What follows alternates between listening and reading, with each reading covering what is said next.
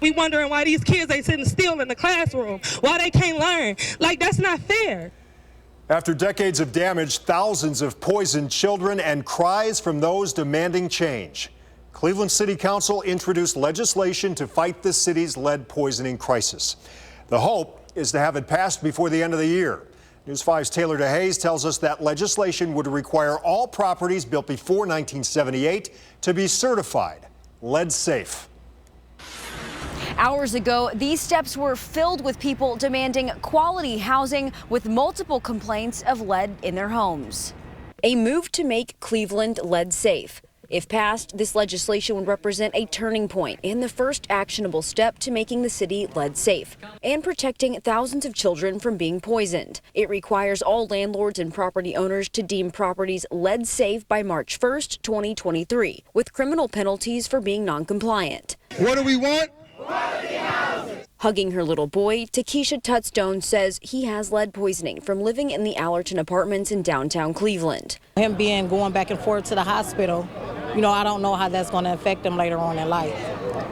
So I want him to have an excellent future. Residents and city leaders call the conditions in the complex funded by your tax dollars unsafe and unsanitary. Recent studies show thousands of children have been poisoned by lead in Cleveland over the decades. Researchers say a quarter of all kindergartners in Cleveland schools have tested positive for high levels of lead at least once before the age of 6. We deserve to be able to lay our heads and our kids to be comfortable somewhere where we don't have to worry about them getting lead poisoning and we wondering why these kids ain't sitting still in the classroom. Councilman Bashir Jones organized Monday's protest and made his voice heard on the steps. We want a thorough investigation of every single building to make sure that there's no lead issues. And in the chambers, pushing for something to finally be done to solve the city's lead problem. I didn't come here to be silent. The legislation is a combination of ideas from the Lead Safe Cleveland Coalition and Cleveland Lead Advocates for Safe Housing. It increases rental registration fees from $35 to $75, giving more money for the city's general fund and could be used for implementing the Lead Safe ordinance. That very first baby, Mr. President,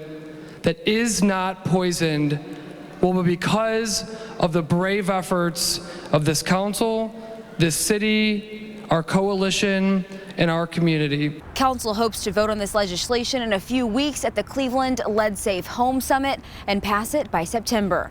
In Cleveland, Taylor DeHaze, News 5.